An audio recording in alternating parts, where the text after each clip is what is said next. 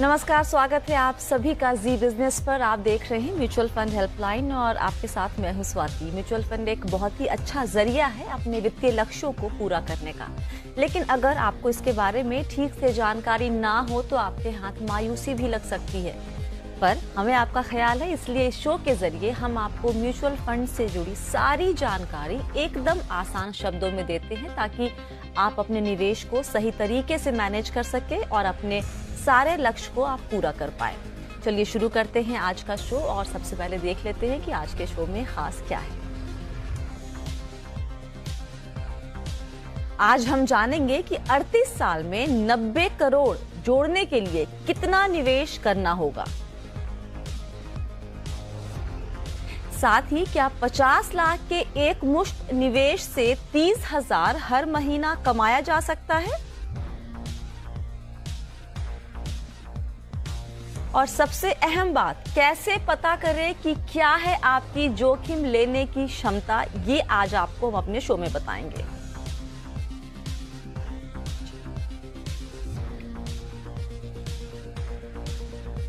और आज सवालों के जवाब देने के लिए हमारे साथ बेंगलुरु से जुड़ रहे हैं वेन वेल्थ के को फाउंडर उदय धूत। उदय, स्वागत है आपका जी बिजनेस पे।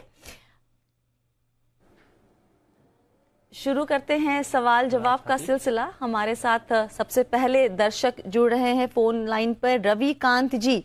रविकांत जी नमस्ते, कहाँ से बात कर रहे हैं आप? मैम मैं बेंगलुरु से बात कर रहा हूँ। आप भी बेंगलुरु में हैं, वेरी नाइस। और आपका सवाल हमारे सामने है। आप 30 साल के हैं और आपने एफडी में, पीपीएफ में, गोल्ड में ऑलरेडी निवेश करके रखा है। गोल्ड आज अपना रिकॉर्ड लेवल पे पहुंचा हुआ है। आप तो बहुत ही खुश होंगे आज रविकांत जी। जी हाँ। Very good. चलिए आपके गोल्स की बात करते हैं। आपने 5 साल के बाद 10 लाख आपको चाहिए अब एक फैमिली ट्रिप के लिए। 15 साल के बाद 20 लाख चाहिए आपको बच्चे की पढ़ाई के लिए, और फिर आपको चाहिए 2 करोड़ रुपए रिटायरमेंट के तौर पे। ये बताइए कि आपने इसमें इन्फ्लेशन या महंगाई दर को ऐड किया है जो आपने वित्तीय लक्ष्य बनाया है उसमें? जी नहीं मैम, नहीं किया है। ठीक है, चलो।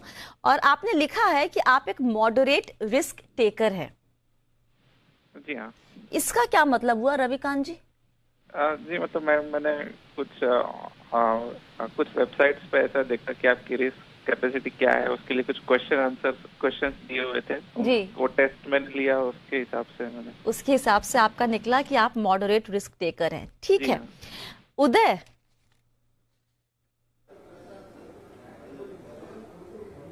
उदय की आवाज नहीं आ रही है यहाँ तक। उदय कुछ बोलेंगे आप प्लीज? हाँ, आवाज आ रही है अभी मेरे को आपकी। चलिए ये ठीक है।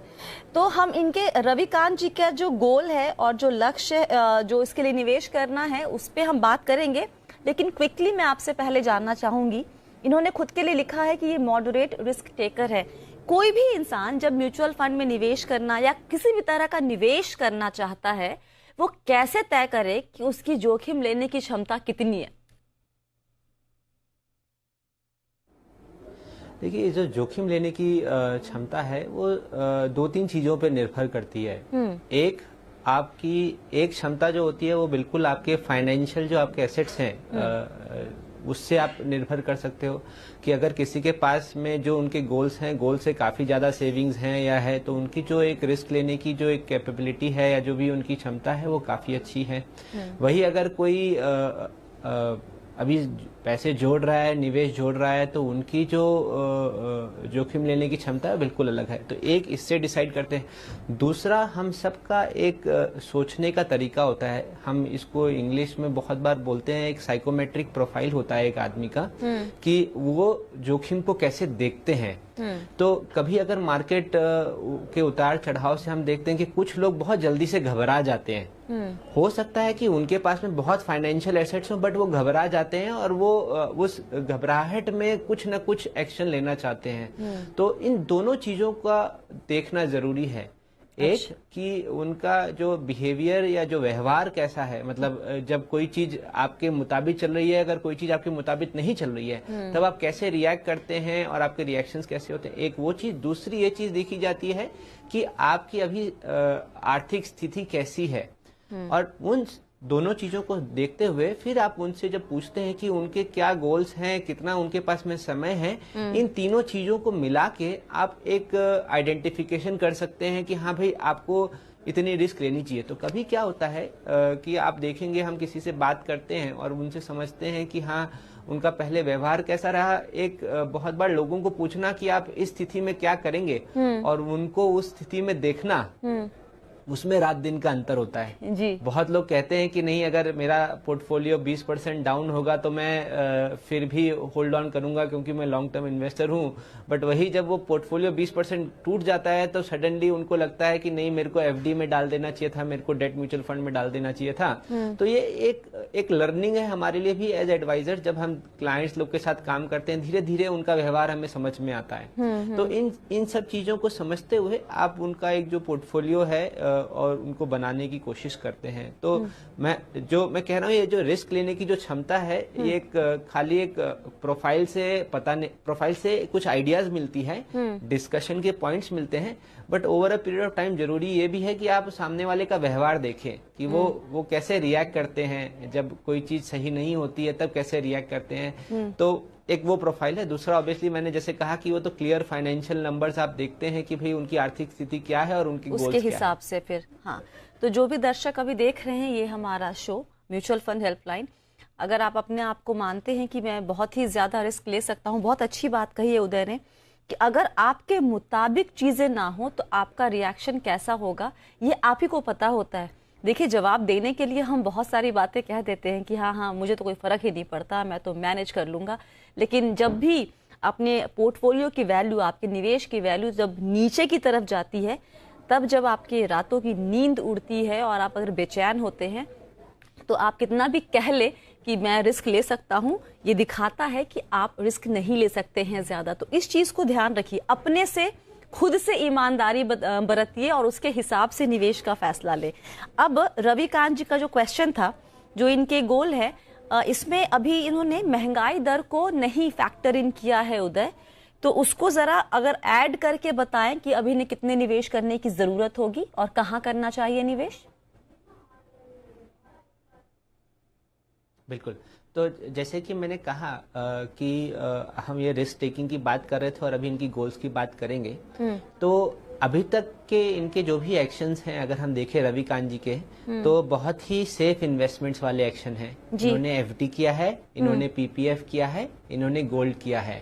तो पहली बार मेरे ख्याल से ये म्यूचुअल फंड्स या शेयर बाजार की तरफ निवेश कर रहे हैं। तो एक स्लो स्टडी प्रोसेस होना चाहिए उनका समझने का, क्योंकि ये एफडी और पीपीएफ और गोल्ड की तरह नहीं चलता है जो हमारा बाजारों से लिंक्ड इन्वेस्टमेंट है। तो उनको ये चीज समझनी है रविकांत जी को कि यहाँ पे एक इनका लंबा दौरान है और अब उसी हिसाब से हम इनको प्लानिंग बता रहे हैं। तो अब रविकांत जी आपके 3 गोल्स थे। एक कुछ आप फैमिली के साथ में एक मेरे ख्याल से इंटरनेशनल हॉलीडे प्लान करना चाहते हैं आज से 5 साल बाद में। बच्चों के लिए पढ़ाई करना चाहते हैं, बच्चों की पढ़ाई की प्लानिंग करना चाहते हैं 15 साल बाद, जिसका आपने खर्चा आज के हिसाब से 20 लाख रुपया लिखा है और अपने रिटायरमेंट के लिए 2 करोड़ लिखा है। तो अगर हम थोड़ा इन्फ्लेशन इसमें 7% के हिसाब से जोड़े तो लगभग वो फैमिली ट्रिप के लिए आपको 14-1 लाख रुपए चाहिए होंगे आज से 5 साल बाद में, और एजुकेशन के लिए लगभग 55 लाख रुपए चाहिए होंगे, और आपके रिटायरमेंट के लिए लगभग 15 करोड़ रुपए कुछ आपको चाहिए होंगे। तो वो जो हिसाब है वो इन्फ्लेशन जोड़ने से इस हिसाब से वो रिक्वायरमेंट आपकी बढ़ जाएगी। अगर सेविंग्स देखें तो आपको उसके लिए अंदाज आज के डेट में लगभग 75 से 80 हजार रुपए की सेविंग्स करनी पड़ेगी ऑन अ रेगुलर बेसिस।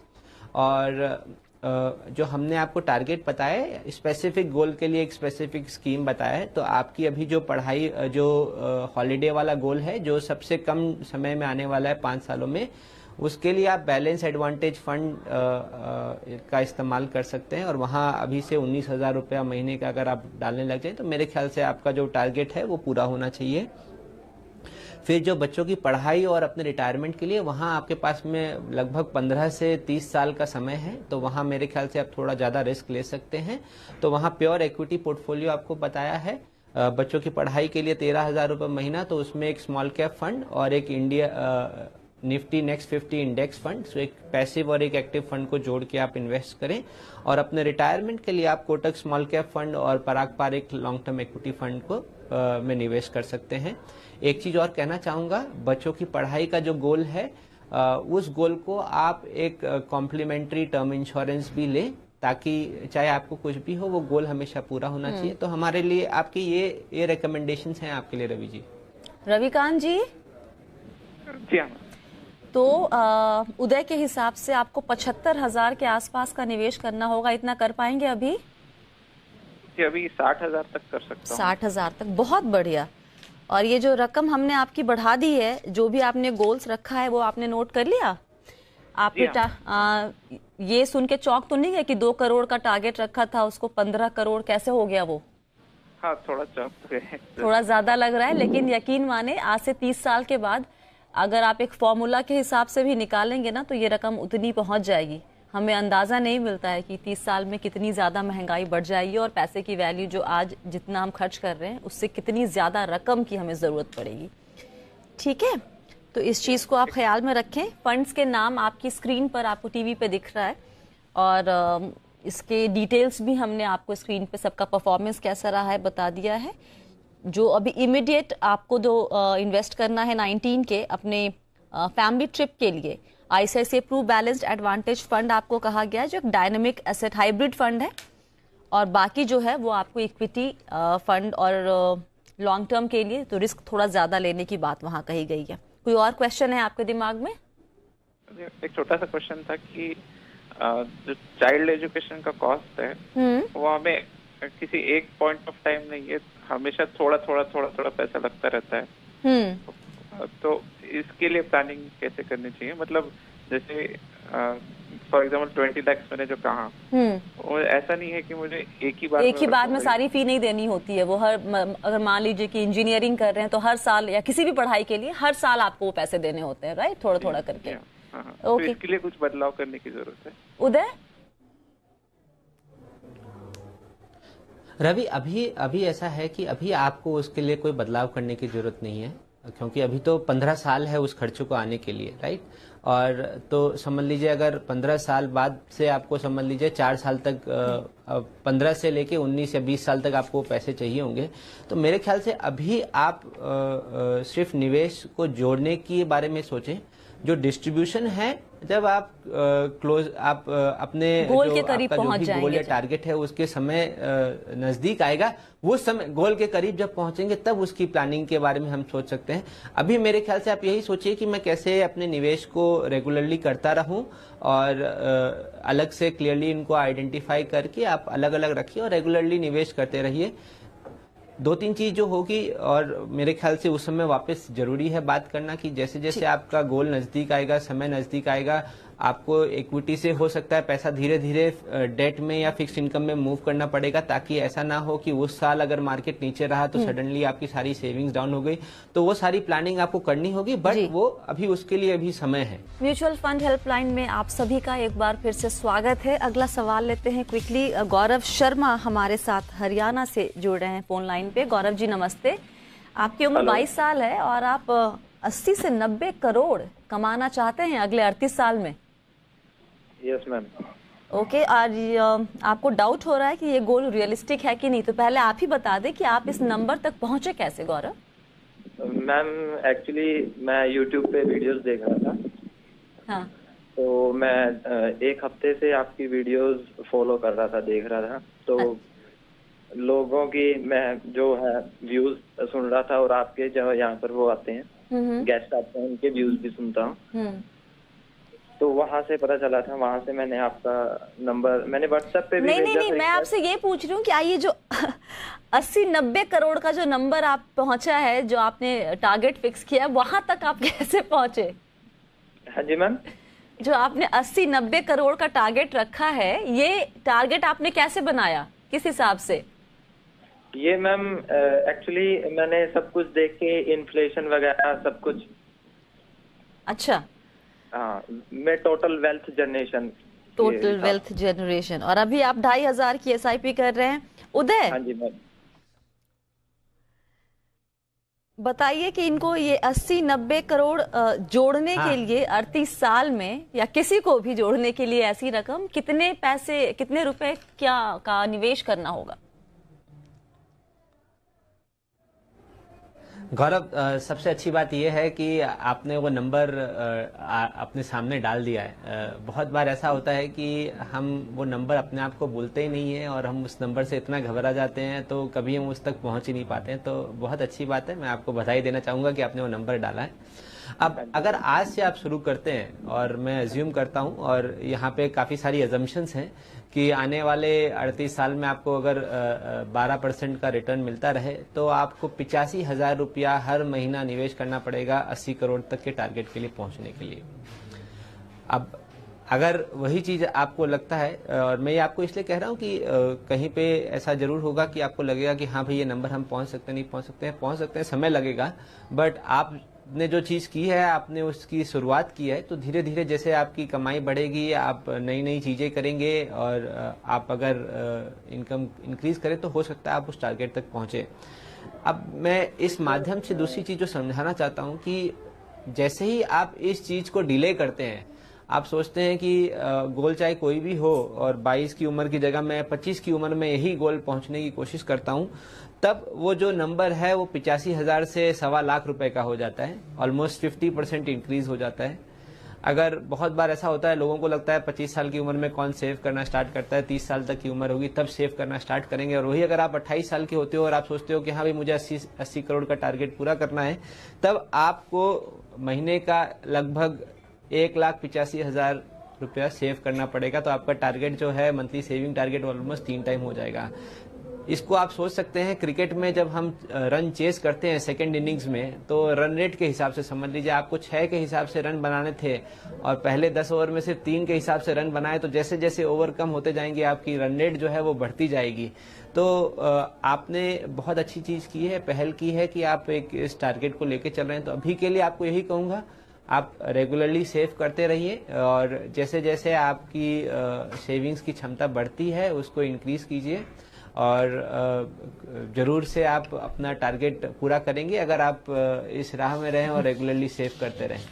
तो गौरव जी, आप हेलो? जी, तो आपको अगर चीज कहना चाहता हूँ, हाँ एक्चुअली जो मैंने ये टारगेट सेट करा है, जो ये हाँ वो मैंने, एक तो मेरी जो मेरे पास टाइम स्पैन है जो बीच में, जी, उसको देखते हुए, और जो मेरे प्लान्स हैं उसको देखते हुए सेट करा है मैंने।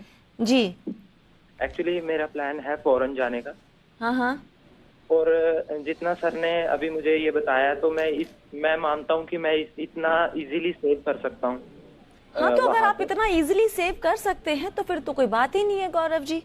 आपका 85,000 के आसपास अगर आप हर महीने निवेश कर सकते हैं, या फिर आप शुरुआत, मेरा टारगेट तो इससे भी ज्यादा का था, मतलब सर ने 85,000 बताया, मेरा टारगेट इससे भी ज्यादा था मंथली सेव करने का। जितना ज्यादा कर सके उतना बेहतर, जितना ज्यादा सेव करेंगे उतनी जल्दी आप अपने 80-90 करोड़ के टारगेट पे पहुंच जाएंगे। तो हम भी दुआ करेंगे कि आप इतना कमाएं कि आप इतना पैसा बचा सके और अपने टारगेट तक आसानी से पहुंच जाए। अच्छी एक चीज पूछना चाहता हूँ गौरव जी, आज ना वक्त थोड़ा कम है, ऑलरेडी हम थोड़ा ओवर जा रहे हैं अपने शो में, तो अगले वीडियो में, अगले शो में अगर आपसे सवाल फिर से बात करें तो चलेगा? ठीक है, चलिए, तो आज के लिए फिलहाल इतना ही गौरव जी आपके साथ। अच्छी बात है कि इन्होंने इतनी कम उम्र में ये बहुत ही क्लियर है अपने दिमाग में कि इनको कितने पैसे बचाने हैं और कितना जोड़ना है। ये सबसे बेसिक काम है इन्वेस्टमेंट का, उसके शुरुआत में आपको ये काम करना बहुत जरूरी है। बहुत बहुत शुक्रिया उदय, आज सभी सवालों के जवाब देने के लिए। और जाने के पहले आपके लिए क्या मेरा मैसेज है कि भाई आपको तो सवाल भेजने हैं, हमें सवाल कहाँ भेजने हैं वो आपकी स्क्रीन पे देखिए, थोड़ी देर में आ जाएगा कि कहाँ कहाँ आप हमें सवाल भेज सकते हैं। सवाल कैसे भी हो, अंग्रेजी में पूछना चाहते तो अंग्रेजी में, हिंदी में तो हिंदी में, बिना किसी हिचक के सवाल भेजिए, हम अपनी तरफ से जवाब देने की पूरी कोशिश करेंगे। नंबर जरूर लिखिए जब भी सवाल भेजते हैं तो, ताकि आपसे हम बात कर सके और आपसे कुछ क्लैरिटी अगर हमें चाहिए तो वो मिल जाए। फिलहाल के लिए म्यूचुअल फंड हेल्पलाइन में इतना ही। आप बने रहिए जी बिजनेस के साथ। नमस्ते।